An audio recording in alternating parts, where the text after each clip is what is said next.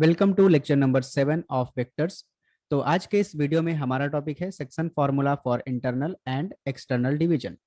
सो topic start करने से पहले आपसे एक रिक्वेस्ट है कि अगर आपने वेक्टर्स चैप्टर के पिछले वीडियोस यानी कि लेक्चर नंबर 1, 2, 3 और जो भी वीडियोस हैं उनको नहीं देखा हुआ है तो उन वीडियोस को आप एक बार जरूर देखिए, ताकि जो आपका बेसिक है वेक्टर चैप्टर का वो पूरा का पूरा क्लियर हो जाए और ये लेक्चर आपको अच्छी तरीके से समझ में आए। उन वीडियोस का लिंक जो है आपको डिस्क्रिप्शन बॉक्स में मिलेगा, वहां पे प्लेलिस्ट होगी, आप वहां पे जा करके लेक्चर नंबर 1, 2, 3 के वीडियोस देख सकते हैं। तो चलिए स्टार्ट करते हैं हमारा topic section formula for internal and external division, और देखते हैं इसके ऊपर हमारे पास में क्या थियरम्स हैं, क्या रिमार्क्स हैं और किस तरीके के क्वेश्चन हमको इस टॉपिक में मिलेंगे, उसके बारे में हम लोग डिस्कशन करते हैं। तो हमारे पास में पहला टॉपिक है section formula for internal division, और उसके लिए हमारे पास में यहाँ पे थियरम है जिसको हमने थियरम 1 लिखा हुआ है। ऑलरेडी हम लोगों ने 4 थियरम पढ़ लिए हुए हैं जो कि बेस था कोलिनियरिटी एंड कोप्लेनरिटी टॉपिक के ऊपर। ठीक है, वो 4 थियरम अलग है और यहाँ पे फिर से सेक्शन फॉर्मूले वाले टॉपिक में हमारे पास में पहला थियरम आ रहा है, थियरम 1, जो कि है let A bar and B bar be any 2 points in the space and R bar be a point on the line segment A B dividing it internally in the ratio m:n, then R bar equals to M B bar plus N A bar divide by M plus N. कहने का मतलब है आपके पास में एक line segment A B है space में, इस लाइन सेगमेंट ए बी के ऊपर एक पॉइंट है आर, ठीक है, और ये पॉइंट आर जो है ए बी को m:n के रेशियो में डिवाइड करता है। सो आर के तो आर पॉइंट का जो पोजीशन वेक्टर होगा वो होगा R bar equals to M B bar plus N A bar divide by M plus N. तो यहाँ पे इसका प्रूफ हम लोग देते हैं, और प्रूफ के लिए हमारे पास में यहाँ पे डायग्राम है, आप देख सकते हैं। आपके पास में एक लाइन सेगमेंट है ए बी, इस लाइन सेगमेंट ए बी पे एक पॉइंट आर हमारे पास में है जो कि इसको इंटरनली डिवाइड कर रहा है, कौन से रेशो में, m:n के रेशो में, यानी कि ए आर हमारे पास में m होगा और आर बी हमारे पास में n होगा। ठीक है, और ए पॉइंट का ये पोजीशन वेक्टर है ए बार, ओ आर का पोजीशन वेक्टर हमारे पास आर बार होता है और ओ बी का पोजीशन वेक्टर हमारे पास में B bar. So proof start करते हैं। तो सपोज कर लेते हैं let A bar and B bar be any 2 points in the space, मान लिया हमारे पास में जो दिया था वही लिखा। फिर उसके बाद में सपोज किया let R bar be any point on the line segment A B dividing it internally in the ratio m:n। Clear हो गई बात। देयरफॉर देखिए, अगर r जो है वो ए बी लाइन के ऊपर है, सो ए आर बी तीनों कोलिनियर होंगे, therefore point A R B are collinear and A R upon R B is equal to क्या हो जाएगा, m upon n। A R का वैल्यू हमारे पास में कितना, हम लोग m सपोज कर लेंगे और आर बी क्या सपोज कर लेंगे, n। एक्चुअली m और n सपोज नहीं करते हैं, mx और nx कोई तो एक मल्टीपल लेते हैं, ठीक है, बट x x कैंसिल कर देंगे तो हम डायरेक्टली बोल सकते हैं यहाँ पे कि A R upon R B, ये भी तो एक रेशो ही है ना। So A R upon R B कितना हो जाएगा, m अपॉन n हो जाएगा। सो हम लोग क्या कर देंगे, n को ए आर में मल्टीप्लाई कर देंगे और m को आर बी में मल्टीप्लाई कर देंगे। सो हमारे पास अगली लाइन में हो जाएगा n times of A R equals to m times of R B. अब अगर हम इसको वेक्टर के फॉर्म में लिखें, so n times of A R bar equals to m times of R B bar.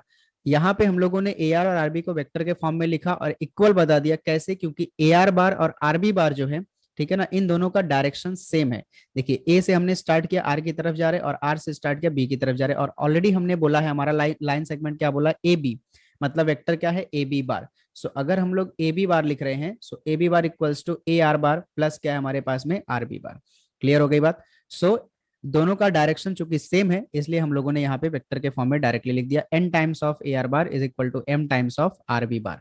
Now यहाँ पे ए आर बार का पोजीशन वेक्टर क्या होगा, आर बार माइनस ए बार, सेकंड पॉइंट माइनस पांच कर देते हैं ना, सेकंड का पोजीशन वेक्टर, तो आर का पोजीशन वेक्टर क्या है, आर बार, ए का पोजीशन वेक्टर क्या है, ए बार, लिख दिया हमने।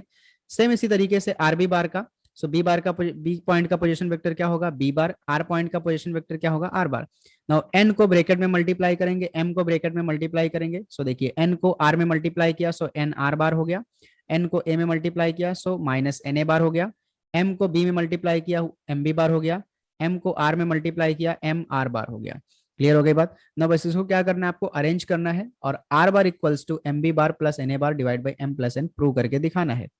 सो N A bar N R bar को हमने एज इट इज रखा, फिर ये जो राइट साइड में माइनस का एम आर बार था इसको हम लोग लेफ्ट साइड में लेके आए, और जो लेफ्ट साइड में माइनस का एन ए बार था उसको हम लोगों ने राइट साइड में लेके गया। ठीक ना, यहाँ से आपको कुछ कॉमन दिख रहा होगा, एन आर बार और एम आर बार में से क्या कॉमन दिख रहा है, आर बार कॉमन दिख रहा है, हमने आर बार निकाल लिया। तो यहाँ पे क्या बचा, एन बचेगा और यहाँ पे क्या बचेगा, एम बचेगा, और राइट साइड में M B bar plus N A bar as it is है। ना बस करना क्या, हमें ये जो n प्लस m है इसको राइट साइड में जाकर के डिवाइड कर देना है, क्योंकि ये लेफ्ट साइड में r बार के साथ मल्टीप्लाई कर रहा है। सो इसको हमने ले जाकर के राइट साइड में डिवाइड कर दिया।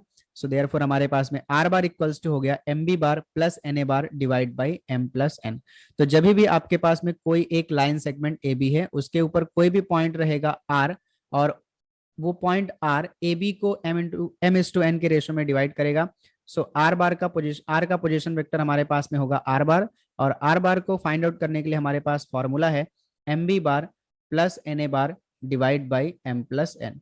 क्लियर हो गई बात। अब यहाँ पे थोड़ा सा हम और अच्छी तरीके से समझ लेते हैं इसको। सपोज अब आपको ए बी के बजाय, ठीक है ना, ए बी के बजाय पी क्यू दिया हुआ उन्हें, तो सपोज आपके पास में पी क्यू एक लाइन है, ठीक है, पी क्यू लाइन के ऊपर एक पॉइंट आपके पास में है आर, ठीक, और आर जो है पी क्यू को m/n के रेशो में डिवाइड कर रहे हैं। सो आर का पोजीशन वेक्टर क्या होगा, आर बार, और आर बार इक्वल्स टू क्या हो जाएगा, m के साथ में आएगा q, m Q bar, plus n के साथ में क्या आएगा, p, n p bar divide by क्या हो जाएगा, m प्लस n। यहाँ पे नोट डाउन करना है, जब भी हम लोग mb बार प्लस na बार की बात करते हैं, तो देखिए ये जो m रेशो है वो किसके साथ मल्टीप्लाई हो रहा है, b के साथ में, और जो n रेशो है किसके साथ मल्टीप्लाई हो रहा है, a बार के साथ में, ठीक है। इसलिए यहाँ पे m किसके साथ मल्टीप्लाई होगा, q के साथ में, ठीक है, मतलब q बार के साथ में, और n किसके साथ मल्टीप्लाई होगा, p बार के साथ में। ये चीज आपको नोट डाउन करना है। थोड़ा सा और अच्छी तरीके से हम लोग समझ लेते हैं। अगर ए बी के बजाय आपको दे दिया गया बी ए, ठीक है, बी ए बार को, आपका पॉइंट जो आर है वो बी ए बार को इंटरनली डिवाइड कर रहा है m/n के रेशो में, तब इसका फॉर्मूला जो बनेगा, ठीक है ना, फॉर्मूला जो बनेगा आर बार इक्वल्स टू, अब m के साथ कौन आएगा, a आएगा, ठीक है, पहले रेशो के साथ में सेकंड पॉइंट आता है, और सेकंड रेशो के साथ में पहला पॉइंट आता है। सो ये बनेगा ma bar plus nb bar divide by क्या हो जाएगा, m प्लस n। ठीक, ये चीज नोट डाउन करके रखना है। तो ये हमारे पास में हो गया section formula for internal division, और इसके ऊपर हमारे पास थ्योरम था, जो कि इंटरनल डिवीजन में जो भी पॉइंट रहेगा इंटरनली डिवाइड करेगा, उसका पोजीशन वेक्टर किस तरीके से हम लोग फाइंड आउट करते हैं वो हमने यहाँ पे देखा। अभी सेकंड हमारे पास में रहेगा section formula for external division. तो सेक्शन फॉर्मूला फॉर तो तो section formula for external division के लिए हमारे पास में यहाँ पे थ्योरम 2 है, let AA bar and BB bar be any two points in the space and RR bar be a point on the line segment AB, dividing it externally in the ratio m/n, then R bar equals to MB bar minus NA bar divided by M minus N। तो फिर से वही चीज, हमारे पास में एक line segment हमारे पास AB है, ठीक है, और ए बी के ऊपर अभी हमारा आर नहीं है, ठीक है, आर जो है वो ए बी से थोड़ा अलग है। डायग्राम यहाँ पे मैं आपके सामने लेके आता हूँ, देखिए ये आपके पास में ए बी है, ए बी लाइन को अगर हमने आगे बढ़ाया यहाँ से, ठीक, तो आर कहीं इधर है, ठीक है, और यहाँ से आर जो है ए बी को एक्सटर्नली डिवाइड कर रहा है, किस रेशो में डिवाइड कर रहे हैं, m/n के रेशो में डिवाइड कर रहा है।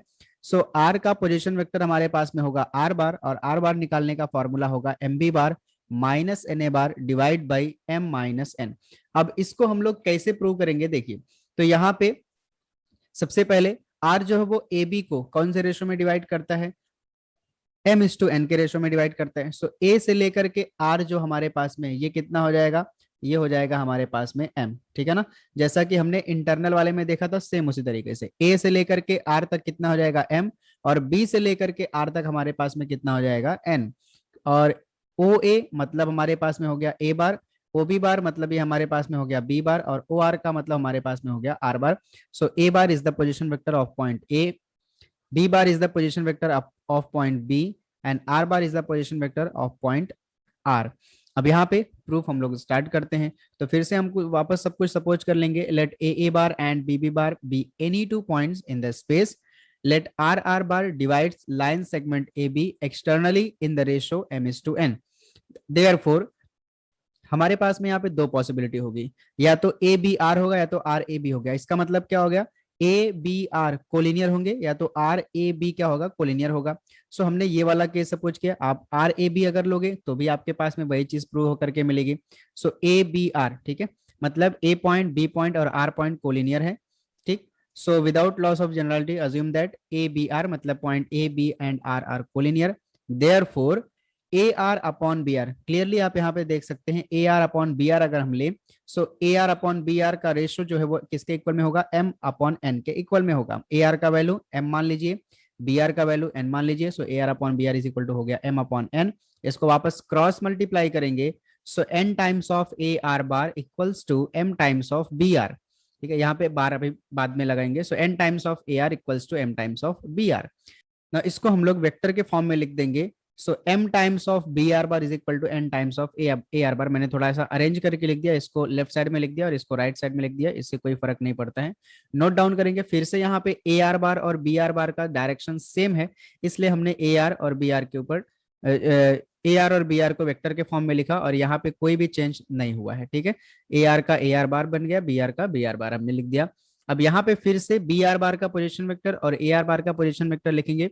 सो बी आर बार का मतलब हमारे पास में हो जाएगा आर बार माइनस का बी बार। ठीक है, और ए आर बार का मतलब क्या हो जाएगा, आर बार माइनस का ए बार। नाउ एम को आर बार में मल्टीप्लाई करेंगे और एम को बी बार में मल्टीप्लाई करेंगे। सो हमारे पास में हो जाएगा एम आर बार माइनस का एम बी बार। सेम इसी तरीके से एन को आर में मल्टीप्लाई करेंगे और एन को ए में मल्टीप्लाई करेंगे। सो हमारे पास में एन आर बार हो जाएगा, एन को ए से मल्टीप्लाई करके एन ए बार हो जाएगा। सो लेफ्ट साइड में हमारे पास में एम आर बार को हम लोग एज इट इज रखेंगे और एन आर बार को लेफ्ट साइड में लेके जाएंगे, माइनस हो जाएगा। और हमारे पास में जो माइनस का एम बी बार है इसको हम लोग राइट साइड में लेके आए, तो माइनस की साइन क्या हो गई, प्लस हो गई, और माइनस का N A bar as it is हमने कॉपी कर दिया। नाउ लेफ्ट साइड में से आर बार हम लोग कॉमन निकाल लेंगे। सो हमारे पास में बचेगा एम माइनस एन, और राइट साइड में जो जैसा है वैसा हमने रहने दिया। नाउ एम माइनस एन जो है इसको राइट साइड में लेके आएंगे और ला करके डिवाइड कर देंगे। सो हमारे पास में आर बार इक्वल्स टू हो जाएगा एम बी बार माइनस का N A bar divide by M minus N. और ये हो गया हमारे पास में पॉइंट आर का पोजीशन वेक्टर, जिसका फॉर्मूला होता है M B bar minus N A bar divide by M minus N. जब भी आपके पास में लाइन सेगमेंट ए बी होगा और ए बी को आर पॉइंट एक्सटर्नली डिवाइड करेगा एम इज टू एन के रेशो में, सो आपका जो कैपिटल आर है इसका पोजीशन वेक्टर हो जाएगा आर बार इक्वल्स टू, फिर से पहले रेशो के साथ में एम के साथ में दूसरा पॉइंट बी आएगा, मतलब एम बी बार माइनस, अब यहाँ पे इंटरनल में प्लस आता है एक्सटर्नल में माइनस आता है, N A bar divide by क्या हो जाएगा हमारे पास में एम माइनस एन हो जाएगा। क्लियर हो गई बात? तो ये आपके पास में हो गया section formula for external division. अब हमारे पास में यहाँ पे कुछ रिमार्क्स हैं। तो पहला रिमार्क हमारे पास में है मिड पॉइंट फॉर्मूला। ठीक है, if R R bar is the mid point of the line segment A B then M is equal to N. Obvious सी बात है, अगर आपके पास में लाइन ए बी है और ए बी को जो पॉइंट आर है, ठीक है, वो इक्वली डिवाइड करता है, सो एम और एन का रेशो जो है, एम और एन दोनों इक्वल हो जाएंगे। एक्चुअली यहाँ पे एम होगा और यहाँ पे एन होगा और ये दोनों आपस में क्या होंगे, इक्वल होंगे। सो एम अपॉन एन की अगर हम बात करें, ठीक है, दोनों सेम है, तो ये 1/1 हो जाएगा। ठीक, सो 1:1 के रेशो में डिवाइड करेगा। इसको जो हमारा फॉर्मूला है ना, R bar is equal to M B bar plus N A bar divide by M plus N, उसमें हमने पुटअप किया। सो एम के जगह पे 1 पुटअप किया हमने, एन के जगह पे 1 पुटअप किया। सो ये हमारे पास में फाइनली मिलेगा R bar equals to A bar plus B bar divide by 2। So this is called mid point formula. Now second remark आपके पास में है centroid formula for triangle. So in triangle ABC centroid G G bar divides the medians internally in the ratio 2:1 and is given by g bar equals to a bar plus b bar plus c bar divided by 3, where a bar b bar c bar are the position vector of the points a b c। ठीक, सो हमारे पास में अगर कोई भी triangle है, ठीक है, कोई भी ट्रायंगल है और इस ट्रायंगल के जो मीडियन होते हैं ना, 3 मीडियन होंगे, और ये मीडियन जिस पॉइंट पे आकर के इंटरसेक्ट करेंगे उस पॉइंट को हम लोग बोलते हैं सेंट्रॉइड। ठीक है, उसको बोलते हैं सेंट्रॉइड, और सेंट्रॉइड को हम लोग डिनोट करते हैं कैपिटल जी जी बार से। तो जी का पोजीशन वेक्टर जी बार है और जी बार निकालने के लिए हमारे पास में फॉर्मूला है A bar plus B bar plus C bar divide by 3। तो इसके ऊपर आपको क्वेश्चंस रहेंगे और इसका प्रूफ जो है वो अभी हम लोग देखने वाले हैं कुछ देर के बाद में। सो थर्ड रिमार्क हमारे पास में है सेंट्रॉइड फॉर्मूला फॉर टेट्राहेड्रॉन। इसका सिर्फ आपको फॉर्मूला याद करके रखना है, इसका प्रूफ फिलहाल के लिए हमारे सिलेबस में नहीं है। सो इसका फॉर्मूला है G bar equals to A bar plus B bar plus C bar plus D bar divide by 4। So tetrahedron मतलब क्या हो, 3D में ट्रायंगल, ठीक है, जिसको आप पिरामिड वगैरह भी बोल सकते हैं। ठीक है, उसमें जो सेंट्रॉइड जी बार होगा और इसमें पिरामिड में कितने होंगे वर्टेक्स, 4 होंगे, ए बी सी डी, तो ए bar B bar C bar D बार, और इसका सेंट्रॉइड जो होगा जी बार निकालने का formula A bar plus B bar plus C bar plus D bar divide by 4। और लास्ट हमारे पास में रिमार्क है whenever we have to find the ratio in which r bar divides line segment AB then it is convenient to take the ratio lambda is to 1। मतलब जब भी हमें अगर क्वेश्चन इस तरीके से दिया हुआ है, आर बार दिया है, ए बार बी बार भी दिया और हमें पूछा है रेशो, मतलब m is to n पूछा है, तो हम m is to n ना कंसिडर करके हम लोग क्या कंसिडर करेंगे, लैम्डा इज टू 1, ठीक है। एक नंबर जो है दूसरा वाला रेशो उसको हम लोग 1 सपोज कर लेंगे। अब यहाँ पे इससे दो चीजें निकल के आती, अगर हमारा लैम्डा जो है, लैम्डा अगर पॉजिटिव आ रहा है, ठीक है, तो डिवीजन कैसा होगा, इंटरनल डिवीजन होगा, डिवीजन कैसा होगा, इंटरनल। और अगर हमारा लैम्डा नेगेटिव में आ रहा है तो डिवीजन हमारा कैसा होगा, एक्सटर्नल होगा। ये चीज नोट डाउन करके चलना है, ठीक। और फॉर्मूला हम लोग जब भी आर बार दिया होगा, A B, A bar B बार दिया होगा, यानी ए बी दिया होगा, और हमको रेशो पूछेगा, अगर उसने बताया है कि इंटरनली डिवाइड कर रहा है तो अच्छी बात है, एक्सटर्नली डिवाइड कर रहा है तो भी अच्छी बात है। कुछ नहीं बताया तो हम लोग कौन सा फॉर्मूला हर बार अप्लाई करेंगे, हर बार हम लोग इंटरनल का फॉर्मूला अप्लाई करेंगे। अगर लैम्डा पॉजिटिव आएगा तो हम बोलेंगे डिवीजन इंटरनल है, अगर लैम्डा नेगेटिव आएगा तो हम लोग बोलेंगे डिवीजन एक्सटर्नल है। अब हमारे पास में यहाँ पे एक थियरम है, medians of a triangle are concurrent. जो अभी हमने फॉर्मूला देखा सेंट्रॉइड वाला, वो फॉर्मूले का ये प्रूफ है।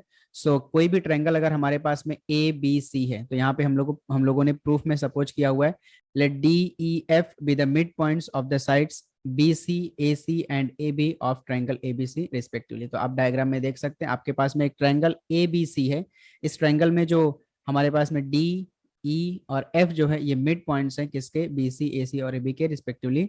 अब फिर उसके बाद में हमने सपोज कर लिया इनका position vector, so let A bar B bar C bar D bar E bar F bar with the position vectors of points A, B, C, D, E and F respectively, ठीक। So by mid point formula already हम लोगों ने बोला कि D E F जो है वो mid point है बी सी ए सी और ए बी के।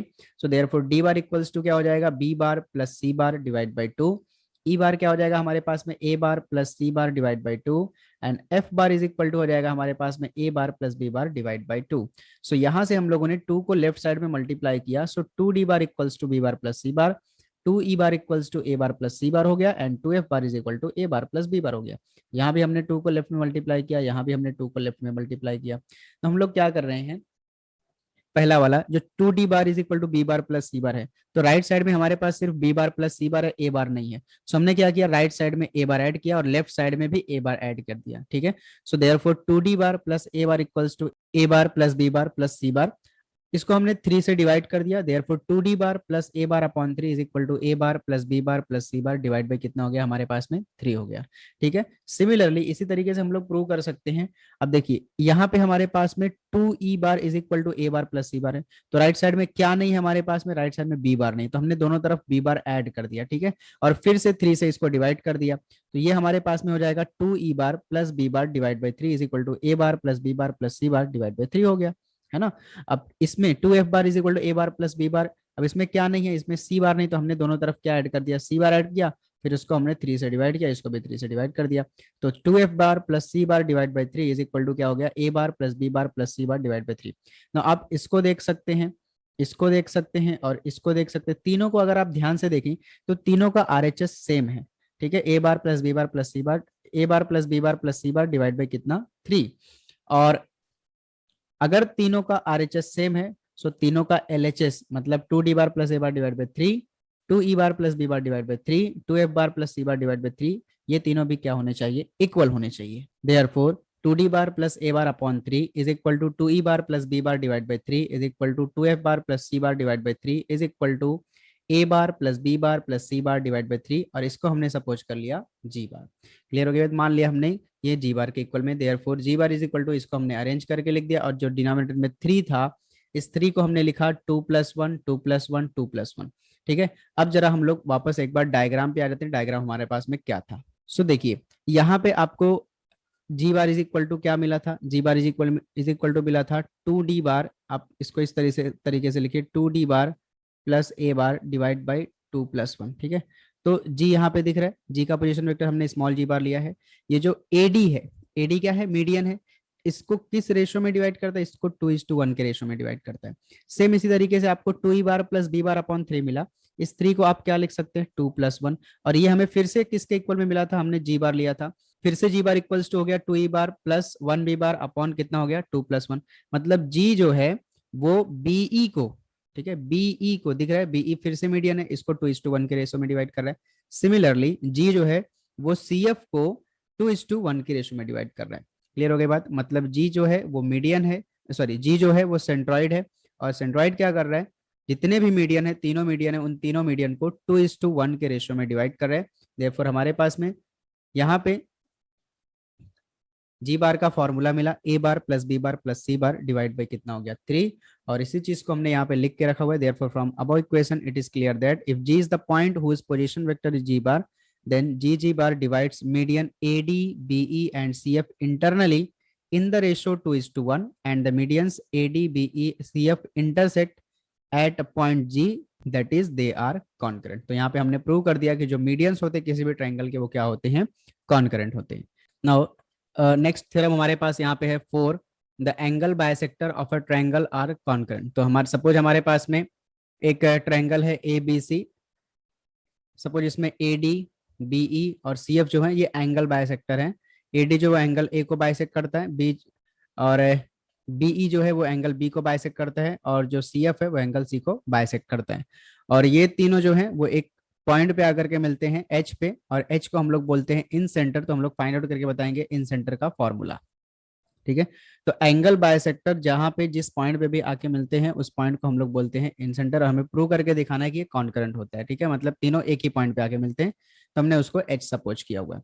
सो देखिए, let A D B E and C F be the angle bisector of triangle A B C. Let A bar, B bar, C bar, D bar, E bar, F bar be the position vectors of points A, B, C, D, E, F respectively, and AB equals to Z। AB का length हमने suppose कर लिया small z, BC का length हमने suppose कर लिया small x, और AC का लेंथ हमने सपोज कर लिया y, ठीक। अब इसके बाद में आगे देखिए, since angle bisector AD meets the side BC at point D, therefore D divides BC internally in the ratio BD is to DC। सीधी सी बात है, अगर AD जो है वो BC पे AD जो एंगल बायसेक्टर है वो आकर के BC को D पॉइंट पे मिलता है, सो जो D रहेगा वो BC को इंटरनली डिवाइड करेगा। किस रेशो में डिवाइड करेगा, BD is to DC के रेशो में डिवाइड करेगा। So therefore by section formula for internal division, D का हमारे पास में पोजीशन वेक्टर हो जाएगा D बार, और D बार इक्वल्स टू हो जाएगा, हमने कैसे बोला था, पहला वाला जो रेशो होगा वो दूसरे पॉइंट के साथ में लेंगे, ठीक है। तो B D times of C bar plus DC times of B bar हो गया upon B D plus DC, ठीक है। यहाँ पे इस चीज को नोट डाउन करके रखेंगे। अब यहाँ पे एक और दूसरी चीज आपको समझना है, आपने 10th में एक थ्योरम पढ़ा था, ठीक है, एंगल बायसेक्टर थ्योरम, कुछ तो ऐसा आपने पढ़ा था, याद होगा अगर आपको। सपोज यहाँ पे एंगल है ए, ठीक है, ये ए है और ये एंगल है आपका बी, और इधर है हमारे पास में ये ट्रायंगल हमने बना लिया। इसमें एंगल बी जो है उसको एक लाइन है बी डी जो बाइसेक्ट करता है, ठीक है। सो आपने पढ़ा था ए बी अपॉन ए सी जो रहेगा, ठीक है, A B upon B C जो रहेगा वो इक्वल टू होगा A D upon D C के, ठीक है। ऐसा आपने 10th में पढ़ा था, जिसको आप शायद बोलते होंगे एंगल बाइसेक्टर थ्योरम करके। A B upon B C equals to क्या होगा, A D upon D C होगा। सेम यही चीज यहाँ पे देखिए। सो जो आपके पास में ये ट्रायंगल ए बी सी है, ठीक है, इसका एंगल ए को कौन बाइसेक्ट कर रहा है, ए डी, ठीक है। तो जो ए बी अपॉन ए सी होगा, ठीक, वो किसके इक्वल में होगा, B D upon D C के इक्वल में होगा। So B D upon D C equals to A B upon A C, but A B की वैल्यू ऑलरेडी हमने जेड मान के रखी है और ए सी की वैल्यू हमने वाई मान के रखी है, हमने पुटअप कर दिया। सो अब यहाँ पे डी बार में हम लोग बी डी के जगह पुटअप कर देंगे जेड, और डीसी के जगह पे हम लोग पुटअप कर देंगे वाई। सो डी बार हमारे पास में मिल जाएगा Z C bar plus Y B bar upon Z plus Y. Similarly हम लोग प्रूव कर सकते हैं E bar equals to X A bar plus Z C bar divide by X plus Z, and F bar equals to Y B bar plus X A bar divide by Y plus X. Now D bar की बात करिए, देखिए D बार के साथ में क्या है, Z C bar plus Y B बार है। तो यहाँ पे जेड के साथ में सी बार, तो देखिए यहाँ पे सी के सामने वाला साइड क्या है, ए बी का लेंथ क्या है, तो जेड के साथ में सी बार आया, वाई के साथ में क्या है, बी बार आया। अब ऐसे अगर आप ई की बात करेंगे, ठीक है, तो ई जो है वो किसको डिवाइड कर रहा है, ए सी को, तो सी के सामने क्या आएगा, जेड, तो देखिए आ रहा है जेड सी बार, और फिर ए के सामने क्या आ रहा है, एक्स, एक्स से बार आ रहा है अपॉन एक्स प्लस जेड हो गया। Similarly F bar is equal to क्या हो जाएगा, Y B bar plus X C bar upon Y plus X. Now ये तीन चीजें फाइंड आउट करने के बाद अब फिर से हम लोग डी बार पे आएंगे, और इसको हम लोग क्या करेंगे, देखिए since D bar equals to Z C bar plus Y B bar upon Z plus Y, Z plus Y को लेफ्ट में मल्टीप्लाई किया हमने, तो Z plus Y times of हो गया D bar equals to Z C bar plus Y B bar. तो यहाँ पे जेड सी बार है और वाई बी बार है, यहाँ पे क्या नहीं, यहाँ पे एक्स ए बार नहीं है, तो हम लोग दोनों तरफ क्या कर देंगे, एक्स ए बार को ऐड कर देंगे। सो लेफ्ट साइड में भी हमने ऐड कर दिया एक्स ए बार, और राइट साइड में भी हमने ऐड कर दिया X A bar plus Y B bar plus Z C bar. Now इसको हम लोग X plus Y plus Z से डिवाइड कर देंगे। So divide both side by X plus Y plus Z, और राइट साइड में हमारे पास हो गया X plus Y plus Z. Similarly जो दूसरा वाला हमारे पास में था ई बार इक्वल्स टू था, ई बार क्या था हमारे पास में, X A bar plus Z C bar divide by क्या था हमारे पास में X plus Z. X plus Z को हम लोग लेफ्ट साइड में मल्टीप्लाई करेंगे ई बार के साथ में, और राइट साइड में हमारे पास रहेगा x A bar plus Z C बार। ना इसमें हमारे हमारे पास क्या क्या नहीं है, वाई बी बार नहीं, हम तो हम लोग दोनों तरफ क्या करेंगे, वाई बी बार को ऐड कर देंगे। So X Z times of E bar plus Y B bar equals to हो जाएगा X A bar plus Y B bar plus Z C bar, और फिर इसको डिवाइड कर देंगे हम लोग x plus Z into E bar as it is, Y B bar as it is, divide करेंगे हम लोग x plus Y plus Z से, और राइट साइड में X A bar plus Y B bar plus Z C bar divide हो जाएगा x plus Y plus Z. ठीक है, तो हमने लिख करके रखा है। Similarly we can prove x plus Z upon E X plus Z into E bar plus Y B bar divide by X plus Y plus Z equal to X A bar plus Y B bar plus Z C bar divide X plus Y plus Z, X plus Y times of F bar plus Z C bar divide by X plus Y plus Z, and X A bar plus Y B bar plus Z C bar divide by X plus Y plus Z. तो ये तीनों चीजें prove कर ली हमने। तो यहाँ से हमें इससे इससे और इससे इन तीनों से हमें क्या कंक्लूजन मिलता है, हमारे पास में तीनों का आरएचएस सेम है। ठीक है, तीनों का आरएचएस सेम है तो तीनों का एलएचएस भी सेम रहेगा। Therefore we have z plus y times of d bar plus x a bar upon x plus y plus z equals to x plus z times of e bar plus y b bar upon x plus y plus z equals to x plus y times of f bar plus z c bar divided by x plus y plus z equals to हो जाएगा हमारे पास में X A bar plus Y B bar plus Z C bar divide by X plus Y plus Z, और इसको हमने suppose कर लिया एच बार। ठीक, सो अब यहाँ पे हमारे पास में एच बार का वैल्यू मिला X A bar plus Y B bar plus Z C bar upon X plus Y plus Z. बस इसको हमने अरेंज करके खाली लिखा हुआ है। अब इसके बाद आगे स्टेटमेंट है उसको आपको ध्यान से सुनना है। Therefore from above equation it is clear that if h is the point whose position vector is h bar then h bar divides AD BE CF internally in the ratio z plus Y times of x। आप यहाँ पे देख सकते हैं पहला वाला है आपके पास में z plus Y times of x है ना, z plus Y is to X times of X नहीं sorry, z plus Y times is to X, और दूसरे वाले को x plus Z is to Y, तीसरे वाले को x plus Y is to Z के रेशो में डिवाइड करता है respectively. And the angle bisectors AB BE and CF intersect at point H that is they are concurrent. तो यहाँ पे आपने प्रूव करके बता दिया।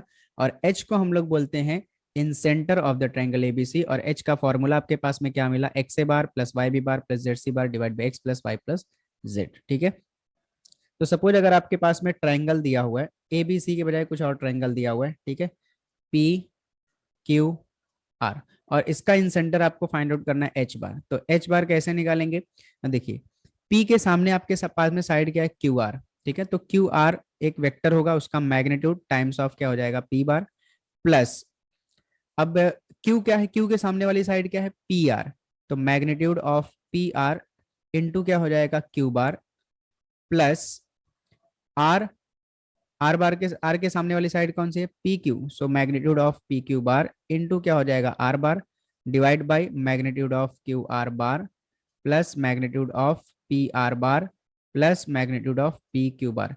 अच्छा, इसमें ऐसा क्यों आया, क्योंकि ये जो आपके पास में फॉर्मूला मिला है, इस फॉर्मूले में हमारे पास ट्रायंगल था ए बी सी। ठीक, ट्रायंगल क्या था ए बी सी था। हमने ए के सामने वाली साइड बी सी का लेंथ सपोज किया था एक्स, बी के सामने वाले ए सी का लेंथ सपोज किया था वाई, और सी के सामने वाले जो हमारे पास में साइड थी ए बी उसका लेंथ हमने सपोज किया था जेड। तो आपके पास में क्या मिला एक्स टाइम्स ऑफ ए बार, तो ए के सामने वाला साइड क्या है बी सी के का लेंथ क्या है एक्स, तो यहाँ पे P के सामने वाला साइड क्या है क्यू आर, और उसका लेंथ हम लोग कैसे निकालते हैं, मैग्नीट्यूड मतलब लेंथ होता है, so mod of magnitude of Q R bar. बात समझ में आई। उसी तरीके से यहाँ पे y के साथ में b बार आया था। ठीक है, मतलब आप b के सामने b वर्टेक्स के सामने वाला साइड क्या था y के साथ में b बार, तो यहाँ पे q के सामने वाला साइड आपके पास में p आर है। अब यहाँ पे हम लोग y नहीं मान रहे इसको, तो मैं क्या लिखेंगे magnitude of P R into Q bar plus magnitude of P Q bar into R bar divide by X plus Y plus Z, मतलब magnitude of P Q R and P are.